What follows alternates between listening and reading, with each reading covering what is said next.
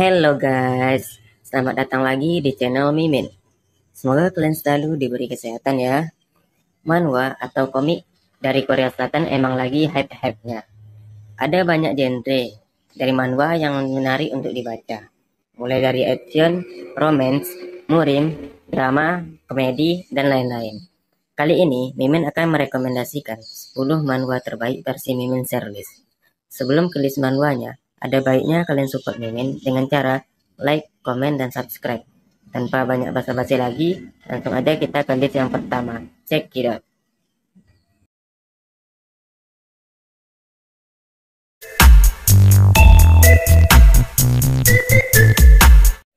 Swordmaster Yonghae-son. Cerita berfokus pada Jin Runchandel, seorang putra bungsu dari klan pedang terhebat di kontinen, dan juga anak paling tidak berbakat di sejarah klannya. Setelah diusir dengan menyedihkan di umur 25 tahun, Jin Runchandel pergi berkelana dan bertemu dengan seorang master. Dia pun mulai mempelajari ilmu sihir. Setelah 3 tahun mempelajari sihir dan melatih ilmu pedangnya, Jin Runchandel bertemu dewa bayangan bernama Solderet, dan mereka menjalin kontrak. Karena kontrak tersebut, kutukan yang menghalangi bakatnya dihancurkan, dan Jin Runchandel mulai menjadi Magic Swordman. Namun, karena kecelakaan yang menimpanya, dia meninggal. Tetapi keajaiban terjadi. Dia kembali ke masa lalu, di mana dirinya masih berumur 1 tahun, dan kontrak dengan Solderet masih terjalin. Lalu dimulailah kisah anak paling berbakat di keluarga Runchandel.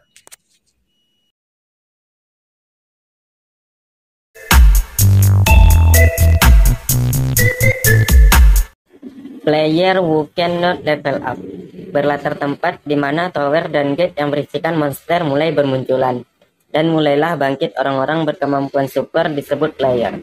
Cerita berfokus pada Kim Gi-yu. Tepat di umur 18 tahun, dia mendapatkan undangan tower dan menjadi player dengan kemampuan tingkat unik yang belum diketahui kemampuannya. Namun, setelah 5 tahun lamanya, dirinya tidak naik level dan kemampuannya belum diketahui. Kim Gi-yu hanya menjadi seorang pembimbing di lantai tutorial. Suatu hari, ketika sedang membimbing pemula, ada satu monster yang tidak bisa dilawannya, dan dia terdesak hingga berada di depan pintu masuk lantai 5. Setelah terpaksa, dia memasukinya dan memulai ujiannya, yaitu membunuh kambing. Setelah berhasil, akhirnya kemampuannya diketahui, yaitu ego, di mana dia bisa mendengar dan melakukan kontrak dengan item yang memiliki jiwa, dan dia diberikan sebuah ego sebagai hadiah dari ujiannya.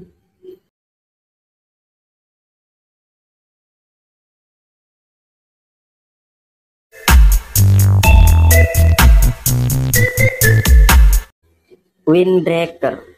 Cerita berfokus pada Jae Hong, seorang pelajar yang cerdas, teladan, dan juga seorang ketua OSIS.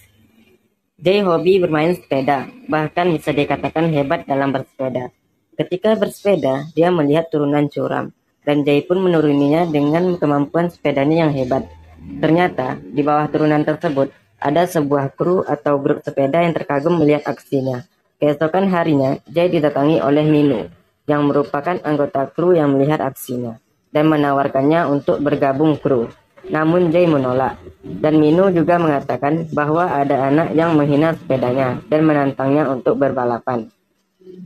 Tidak terima sepeda pemberian pamannya dihina, Jae pun menerima tantangan tersebut dan memenangkannya. Seiring berjalannya waktu, Jae mulai memiliki teman bersepeda, dan mereka membentuk kru dan mulai mengikuti lomba balapan sepeda.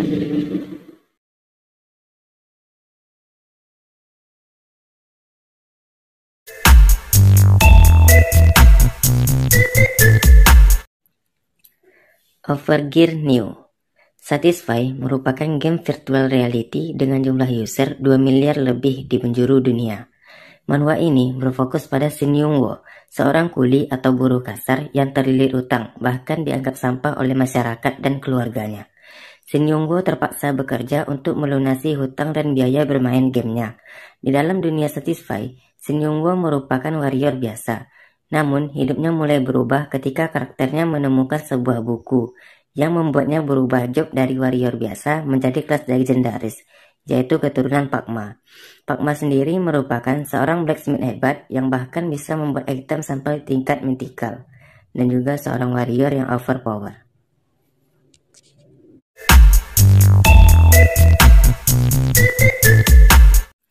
Lokisme. Cerita berfokus pada Park Young-sok, seorang anak sekolahan yang selalu menjadi korban bully di sekolahnya. Melihat anaknya sering dibully, ibu dari Park Young-sok menyuruhnya untuk pindah sekolah. Singkat cerita, di tempat barunya dia tertidur, dan ketika terbangun dia memiliki tubuh baru yang bisa dikatakan sempurna. Berbeda dengan tubuh aslinya yang gendut dan tidak menarik, tubuh barunya memiliki paras yang tampan, tinggi, dan seperti model pada umumnya. Ketika dia menggunakan tubuh lamanya, maka tubuh barunya akan tidur. Begitu juga sebaliknya. Dengan memanfaatkan kedua tubuhnya, dia menggunakan tubuh lamanya untuk bekerja di malam hari, sedangkan tubuh barunya untuk bersekolah. Dengan tubuh barunya, Park Young-sok bisa melakukan banyak hal, mulai dari berteman, menjadi model, bahkan bertarung. Walaupun dikatakan sempurna, dia tidak sombong dan tetap respect sama orang yang memiliki kondisi tubuh seperti tubuh lamanya.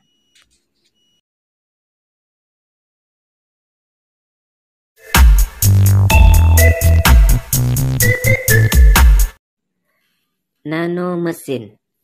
Cerita berfokus pada Chen Yuan, seorang piatu dan juga pangeran dari demonic cult. Karena ibunya dari keluarga yang biasa-biasa aja, Chen Yuan dan ibunya dimusuhi oleh 6 keluarga utama.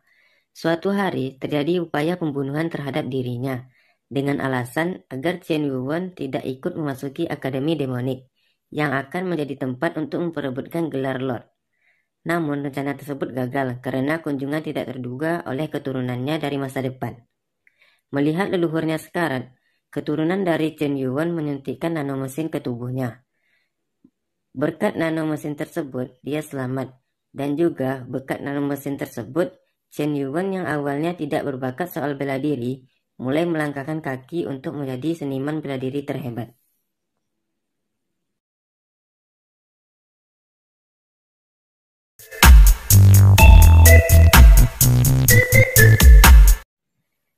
Magic Emperor.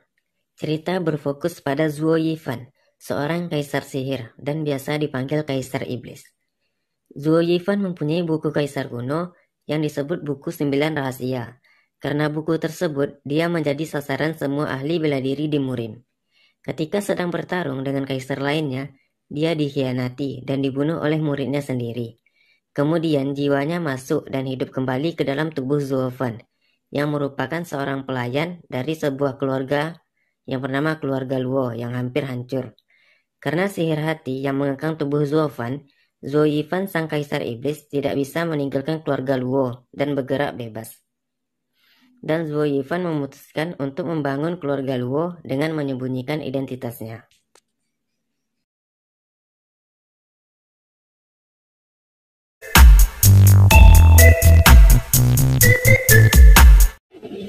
Ranker Wolf a Second Time.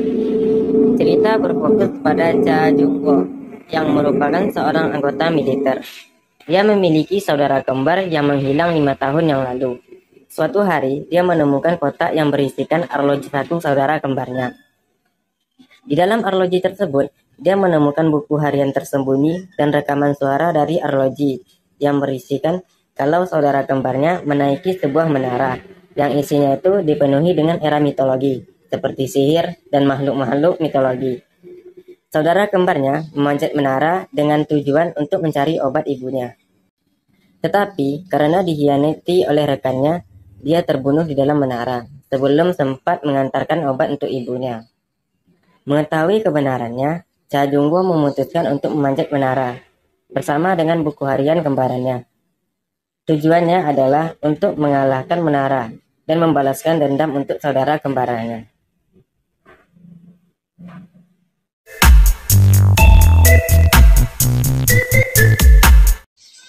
The Beginning After the End.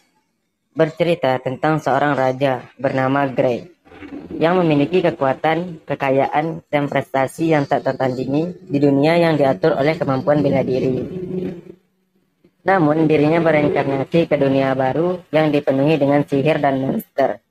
Yang awalnya raja tak tertandingi, sekarang menjadi bayi bernama Arthur Lewin. Raja Grey beradaptasi dengan cepat dengan membaca buku dan mulai mempelajari ilmu sihir. Seiring berjalannya waktu, melihat bakat Arthur, orang tuanya berniat mencari guru ke kota. Namun, karena penyergapan, Arthur dan rombongannya terpisah. Dan dia bertemu dengan seekor naga bernama Sylvia yang diburu dan sedang sekarat. Sebelum menghilang, Sylvia meninggalkan telur, kehendaknya, dan pesan kalau kita akan bertemu lagi Raja Grey. Mengetahui Sylvia tahu identitasnya, Arthur hanya bisa berpikir untuk terus maju dan menjadi lebih kuat. Karena kehidupannya yang sekarang berbeda dengan yang dulu. Sekarang dia memiliki keluarga untuk dilindungi.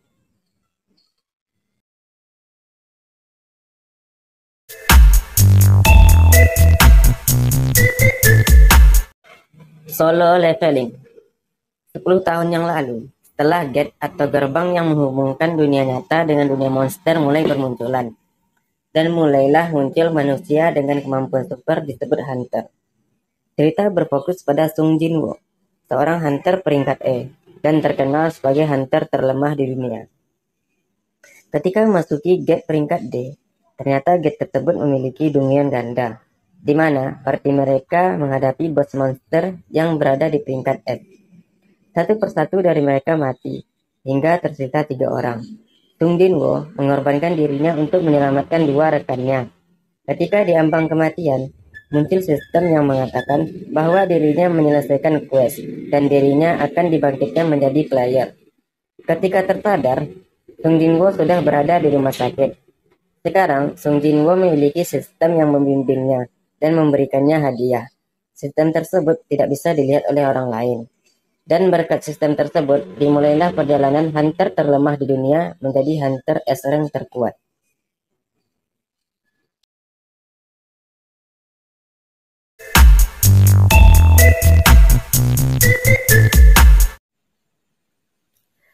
Oke guys, itu tadi list manhwa rekomendasi dari Mimin. Semoga bisa menambah list bacaan kalian. Kalau misalnya kalian pengen rek-rek manhwa atau manhwa, tulis aja di komen ya guys. Mimin minta maaf juga kalau misalnya suara Mimin kurang jelas atau mungkin ada kata-kata yang salah. Dan Mimin ucapkan terima kasih karena sudah menonton. Sampai jumpa di video Mimin selanjutnya. Bye-bye.